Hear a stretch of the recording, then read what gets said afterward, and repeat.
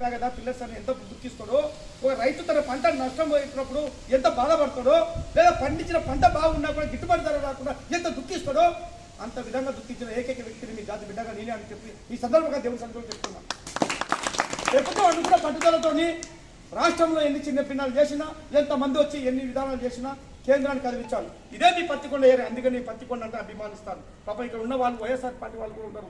మీరు లింగన్న అయితే మీ శ్రీరాములు అయితే వీళ్ళందరూ మీరందరూ సహకారం. కొందరు పేరు చెప్పకపోవచ్చు, నేను ఎవరెవరు అందరూ కలిసారే.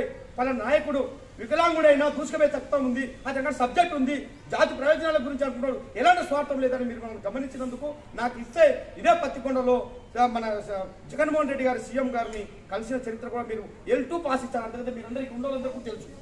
నేను పోయింది L1లోకి పోవాలంటే మీకు తెలుసా, బార్కెట్ని దుక్కాలి.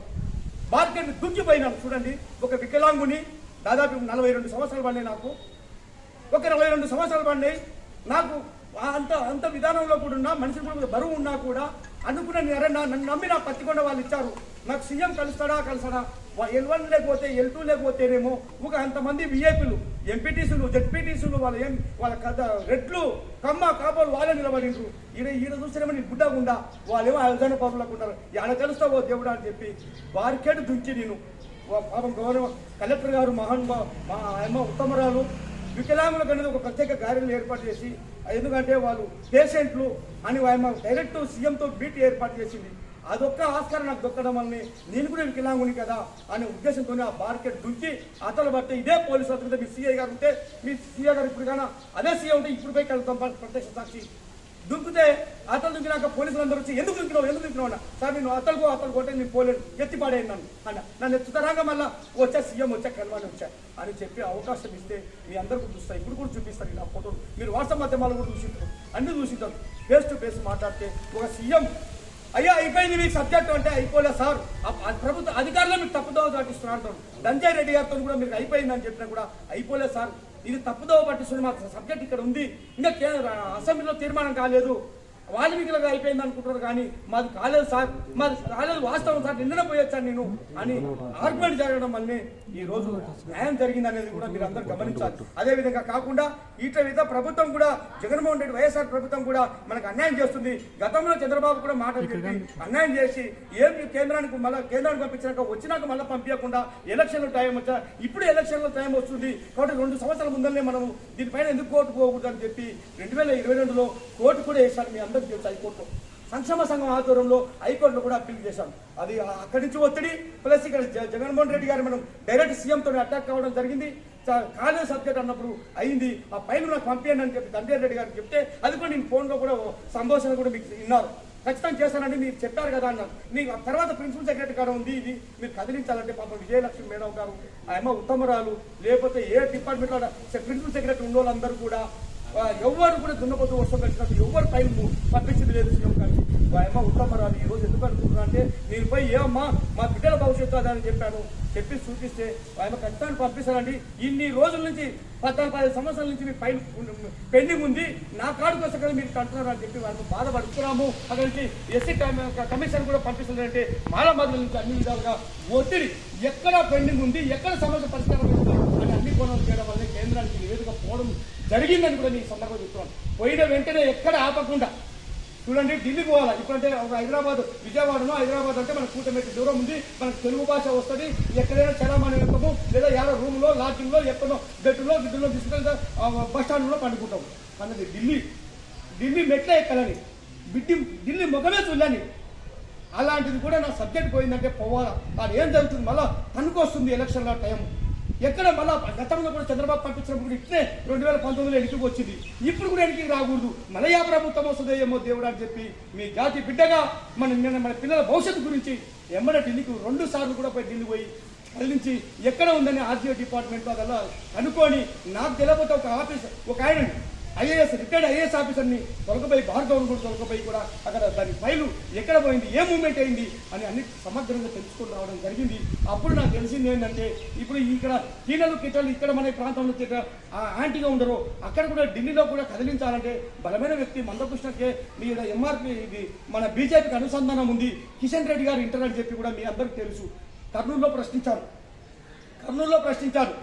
గుత్తిలో పరిశీలిస్తాను. పాపం గుత్తి వాసులు అయితేనేమి గుట్టగాల్ వాసులు అయితేనేమి, అదేవిధంగా తాడిపత్రి ఇది పామిడి కల్లూరు అయితేనేమి, అనంతపురం నుంచి అయితేనేమి అన్న సభలకు 2 విజయవంతాలు గట్టిగా అడగడం వల్లనే ఆ రోజు కూడా అన్న మాట ఇచ్చాడు, ఖచ్చితంగా నీ న్యాయం చేస్తారు. ఆ మాట నేను ఒమ్ము చేయకూడదనే ఉద్దేశంతోనే అన్నగారిని, ఎందుకంటే మా కర్నూలు మాట ఇచ్చా, అదేవిధంగా గుర్తున్న మాట ఇచ్చా, మనని మా వాళ్ళ కాలనీ పోతే మందకృష్ణ మా మీటింగ్ దొరకపోతే ఏమి ఇచ్చింది మందకృష్ణ అని చెప్తే నేనేం సమాధానం చెప్పాలా నా జాతి వాళ్ళకు అనే ఉద్దేశంతోనే ఖచ్చితంగా అర్ధరాత్రి పూట మేము నారాయణ వెంట పట్టుకొని ఖచ్చితంగా మనం పోవాలా. ఇప్పుడు ఎలక్షన్ కూతురా ముందుకే మనకు రేపు మనకు బీజేపీ పైన వచ్చేటట్టుంది, రాష్ట్రంలో ఏదో వస్తుందో మనకు తెలియదు, కానీ కనీసం మందకృష్ణ మనకు అనుకూలంగా ఉన్నాడు అనే పాయింట్ అయినా మనకు రిపోర్ట్ లేకపోతే మన జాతికి మనం ఏం చెప్తాము. కాబట్టి ఖచ్చితంగా పోవాలని చెప్పి అర్ధరాత్రి కూడా మేము పోతే అయినప్పుడే మీటింగ్ పోతుంటే మీరు అందరూ కూడా చూశారు వాట్సాప్ మాధ్యమాలు, పోయే రోడ్డు మీద నేను సంతకం పెట్టించాను. ఆయన చెప్పాడు ఎవరి మాదిగ కమ్యూనిటీ వాళ్ళకు కూడా ఎంఆర్పిఎస్లు కూడా నేను సంతకం ముట్టగా పెట్టాను. నువ్వు ఎందుకంటే అన్న గుర్తులో చెప్పావు, కర్నూలు చెప్పావు, నీ మీద నమ్మకం ఉంది, నిన్ను పట్టుకొని మేము తిరుగుతున్నాం బుడగజంగాలు, మా బుడగజంగాలకు నువ్వు ఎందుకు సంతకం పెట్టావు, నువ్వు మాకు కట్టుబడి ఉన్నట్టు చెప్తే మీ కిషన్ రెడ్డి గారికి మా లెటర్ కన్నా మీ లెటర్ పోతే మాకు బలం ఉంటుంది. కాబట్టి ఒకవేళ ఏమైనా చిన్న చిన్న లోపాలు ఉంటే కూడా అక్కడ ఆగిపోయి మాకు న్యాయం జరిగే ఉంటుందన్నా, మళ్ళీ ఎక్కడ వచ్చే ప్రభుత్వం యాద వస్తుందేమో, అక్కడ నుంచి ఎప్పటికే కేంద్రంలో బీజేపీలో వస్తుందని నువ్వు ఇంత అడుగుతున్నావు కాబట్టి నేను సంతకం పెడతాను, ఆ మ్యాటర్ రాసి నాకు పంపమని చెప్పి కూడా సంతకం పెట్టాం. మా అర్థమాలు కూడా మీరు అందరూ చూశారు. ఒక వైట్ పేపర్ మీద ఆయన ఇప్పుడు ఎట్లా ఏ స్థాయిలో ఉన్నాడో మందకృష్ణ మీ అందరికీ తెలుసు, మందకృష్ణ ఇప్పుడు ఏ స్థాయిలో ఉన్నాడో మీ అందరికీ తెలుసు. ఇట్లా తెలుగు రాష్ట్రాలకు అంటే బీజేపీకి ఎత్తలేమి, మన రాష్ట్రానికి కూటమికి ఎత్తలేమి బలం ఇచ్చి నిన్న మందకృష్ణ అడిగేలోపల అపార్ట్మెంట్ వస్తుంది. చూస్తే నేను పవన్ కళ్యాణ్ గారు కూడా చెప్పారు, వికలాంగులకు 6,000 జీతం పింఛన్ వస్తుందంటే అది మందకృష్ణ యొక్క ఉద్యమ పోరాటమే అని చెప్పారు. మళ్ళా ఇదే చంద్రబాబు కూడా చెప్పాడు, మందకృష్ణ యొక్క పోరాటం వల్ల నేను ఒప్పుకున్నాను, 6,000 పింఛన్ అన్నాడు. వృద్ధులకు యువకులకు అందరికీ ఉద్యమ నమస్కారాలు. ఈరోజు మా సంఘంలో చాలా వరకు చెప్పారు మనోహరు, ఇక్కడికి వచ్చేసినటువంటి మా తోటి పెద్దలందరూ కూడా చాలా ఉద్యమాల్లో పాల్గొన్నారు. ఈ ఉద్యమంలో సర్టిఫికెట్లు కూడా తీసుకొని కొంతమంది ఉద్యోగాలు కూడా చేస్తున్నారు. అదే పోయిన దాన్ని తిరిగి సంపాదించుకోవడం కోసం అనేక ఉద్యమాలు చేస్తూనే చేస్తున్నారు. కానీ అదే మన పెద్దలు చెప్పినట్లుగా దాంట్లో నిజాయితీగా కష్టపడ్డవాడికే సుఖము దక్కుతుంది. అయితే దీనికోసము తెలిసి నిరంతరము కష్టపడుతూ దీన్ని ఏ విధంగా అయితే మన బిడ్డల భవిష్యత్తును తిరిగి కాపాడాలి మనవారు చెప్పినట్లు మన కోసం అయితే కాదు, ఇది మన బిడ్డల కోసము భవిష్యత్తులో కనీసం ఓబీసీ ఈబీసీలు కూడా ఇవ్వకుండా చేస్తున్నారు ప్రభుత్వం వాళ్ళు అంటే మనం అసలు మనుషులుగా గుర్తించటం లేదు. వాళ్ళు దీనికి ఒక దిశానిర్దేశం అనేది ఒకటి చేయాలనే ఉద్దేశంతోనే మన బేరబుడగ కేంద్రాలు అందరూ కూడా కుల పెద్దలు కూడా సహాయ సహకారాలు అందిస్తూ ఒక రూటుకు తీసుకొచ్చి పెట్టాలి అన్న ఆలోచనతో ఉన్నారు. దానికి మనం కష్టపడే దాంట్లో లోటులు లేకుండా చేస్తే సరిపోతుంది. అయితే ఇందులో మన పెద్దలు చెప్పినట్లుగా ఏదో మాటలు చెప్తే కాదు, ఒకప్పుడు ఉన్నది. అంటే ఇది కంప్యూటర్ యుగంలో లేకున్నప్పుడు అదే చిన్న చిన్న వ్యక్తులు అదే మాకున్నటువంటి పరిజ్ఞానంతో మాకన్నా ముందు పెద్దలు కొంతమంది ఉద్యమాలు చేసినారు. తర్వాత మేము లక్ష్మయ్య గారు, మేము మలేకర్ గారు, కనమంచి సుందన్న ఇలాంటి వాళ్ళు ఉద్యమాలు చేసినాము. మాటలు చెప్తుంటే ఏదో హ్యాండ్ రైటింగ్తో జరిగిపోతుండేది ఉండే, అట్లా కూడా కొంత జరిగి రావడంతో మనకు సర్టిఫికెట్ రావడం జరిగింది. ఇప్పుడు అట్లా టెక్నికల్గా బీటెక్లు ఎంటెక్లు బాగా చేసి పిహెచ్డీలు చేసినటువంటి విద్యార్థులు మన దాంట్లో కూడా ఉన్నారు. అప్పుడు ఈ మన జిల్లాలో అందరూ కలిస్తే ఒక్కరిద్దరు తప్ప ఎవరు కనపడేవాళ్ళు కాదు. కానీ చదువుకొని కూడా ఆలోచన చేయకుండా నాకెందుకు వచ్చిందిలే అనే ఆలోచనలతో పోతున్నారనేదే మా బాధ.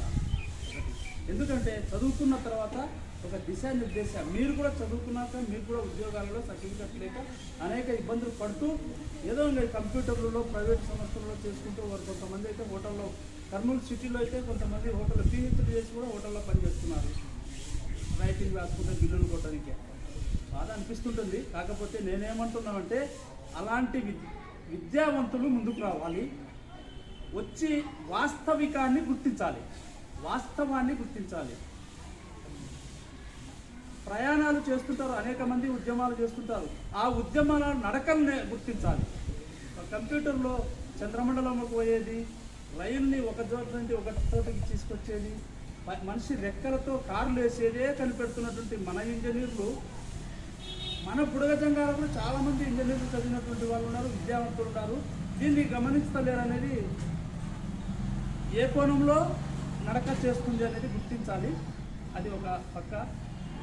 కానీ గుర్తించే దానికోసం మీరు ప్రయత్నాలు చేయాలని నేను కోరుకుంటున్నానని ఒక విషయం తెలియజేస్తూ, ఆ తర్వాత మన పెద్దలందరికీ మీరంతా ఎంతో కష్టపడ్డారు. ఇప్పటి నుండి కాదు, 1999 నుండి 89 నుండి కూడా ప్రతిసారి మీ చోటికి వస్తూనే ఉన్నారు పెద్దలందరూ కూడా. మీరు